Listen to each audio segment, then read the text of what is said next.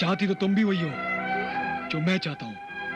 जितनी आग मेरे अंदर है उससे ज्यादा आग तुम्हारे अंदर है। जितना मैं जल रहा हूँ उससे ज्यादा तुम जल रही हो। जिस तरह मैंने तुम्हें अपनी पत्नी मनवाया है उसी तरह तुम मुझे अपना पति मनवाना चाहती हो।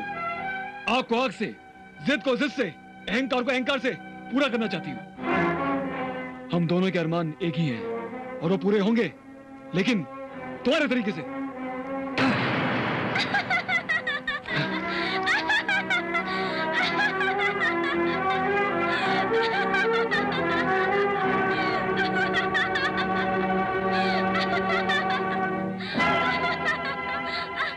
हंस क्यों रही हो? अगर तुम्हें मेरे साथ जबरदस्ती ही करनी थी तो इतने दिन क्यों बर्बाद किए?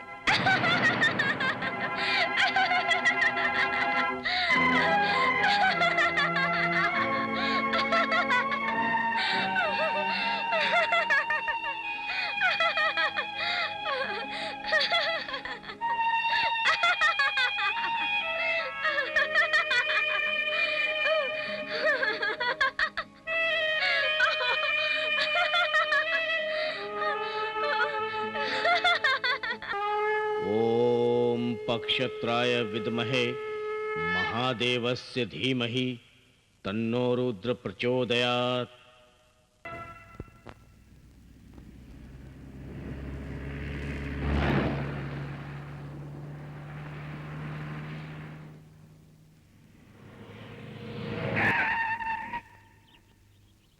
ए मिस्टर, जरा बाहर आओ। सुनते नहीं क्या? ये तो किसी रईस बाग की बिगड़ी हुई औलाद लगती है।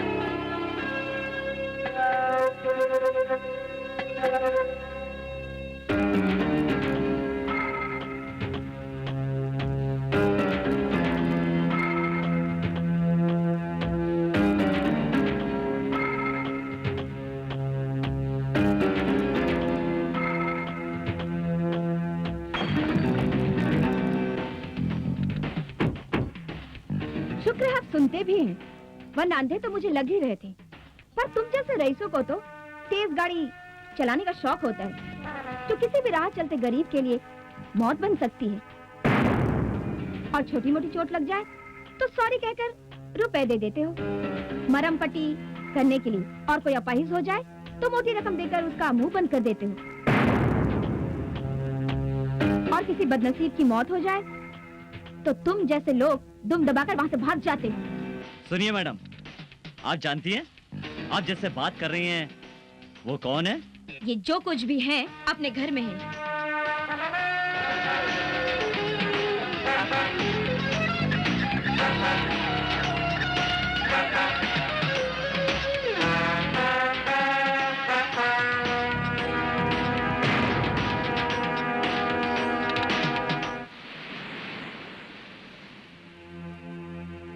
शुक्र है आप सुनते भी हैं, वरना अंधे तो मुझे लग ही रहे थे।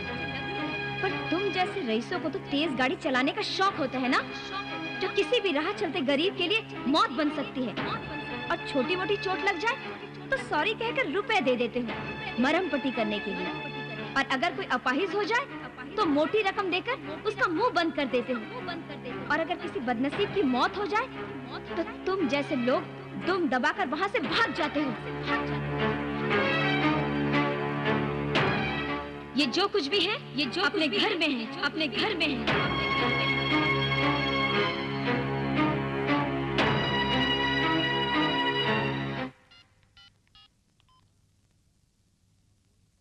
हाँ राजा। हाँ बोल प्रकाश। उस गुस्ताख लड़के का पता चल गया है। वो और कोई नहीं, वो हमारे सुपरवाइजर आनंद बाबू की बहन है, जो अभी अभी बाहर से पढ़कर आई हुई है।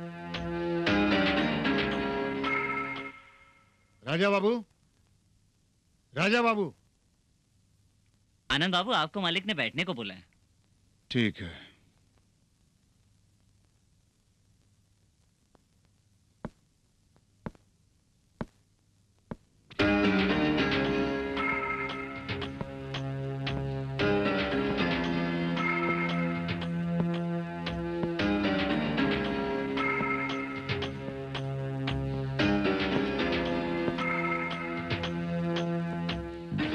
Good morning Raja Babu. Good morning आनंद बाबू। कैसे हैं आप? बस आपकी दुआ मेरी खुशनसीबी है कि आपके चौखट पर आने का मौका मिला। इसी बहाने आपका शुक्रिया अदा कर लूं। किस बात का शुक्रिया? आपकी बखूबी से फैक्ट्री के सारे लोग वाकिफ हैं। आपने कितने लोगों पर एहसान किया है किसी को पता भी नहीं। आपने मेरा प्रमोशन करवाकर मुझ पर बहुत बड़ा एहसान किया राजा बाबू।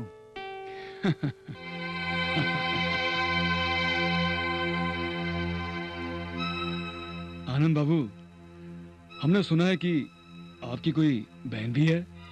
हाँ राजा बाबू, दरअसल वो दूसरे शहर में पढ़ती थी, अब मेरे ही पास रहती है। हमने उसे देखा है और हम उससे शादी करना चाहते हैं। जवाब नहीं दिया आपने आनंद बाबू। जी आनंद बाबू, घर जाइए, कल सोचकर मुझे जवाब दीजिए। आनंद बाबू, एक बार रोशनी से भी पूछ लीजिएगा। शादी के बाद हम वो हर चीज छोड़ देंगे जिसने आपको सोचने पर मजबूर कर दिया। नमस्ते। नमस्ते।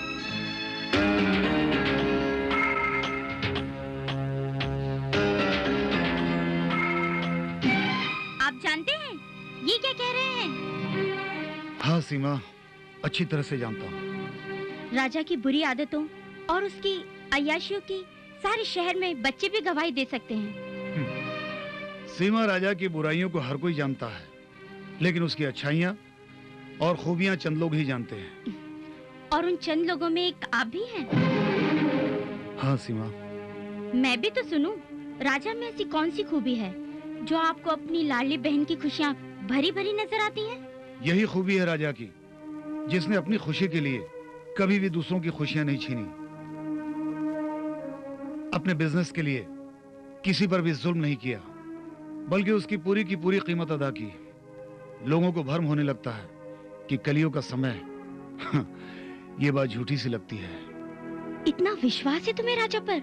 हाँ सीमा, रोशनी अगर मेरी बहन की बजाय बेटी होती तो भी मैं एक बाप की हैसियत से उसका रिश्ता तय कर देता। इतना विश्वास, इतना भरोसा एक बाप अपनी बेटी का भविष्य राजा में देखता है। हाँ, आप भाई से बढ़कर एक पिता हैं, और एक पिता अपनी बेटी का फैसला गलत नहीं कर सकता।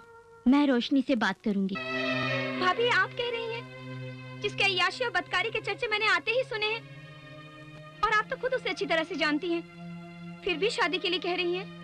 हाँ रोशनी, कभी कभी सुनी सुनाई बातों की परत तले अच्छे इंसान के उसूल और उसकी अच्छाइयाँ दफन होकर रह जाती हैं। लेकिन भाभी, आप तो मुझे ऐसी जगह दफन होने के लिए कह रही हैं जहाँ मरने के लिए कब्र भी खुद खोदनी पड़ेगी और दफन भी खुद होना पड़ेगा। रोशनी, पहले मेरी पूरी बात तो सुनो और उसे समझने की कोशिश करो। बस करो भाभी, कहीं भैया ने सुन लिया तो गजब हो जाएगा। हाँ रोशनी, हम दोनों ने ये फैसला सोच समझ कर ही किया है।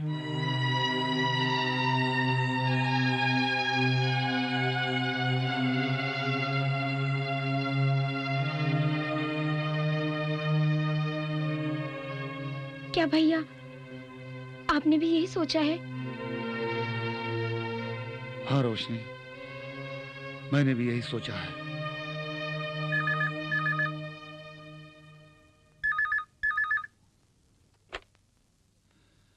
हेलो। हाँ आनंद बाबू, रोशनी से बात की? हाँ राजा बाबू, बात कर रहा हूँ। क्या कहती है वो? नादान है वो, लेकिन आप फिक्र मत कीजिए, मैं उसे समझा लूंगा। वो मेरी बात बिल्कुल नहीं ठुकराएगी। मैं उसे मना लूंगा। यानी वो मानी नहीं? मान जाएगी। Hello hello hello hello.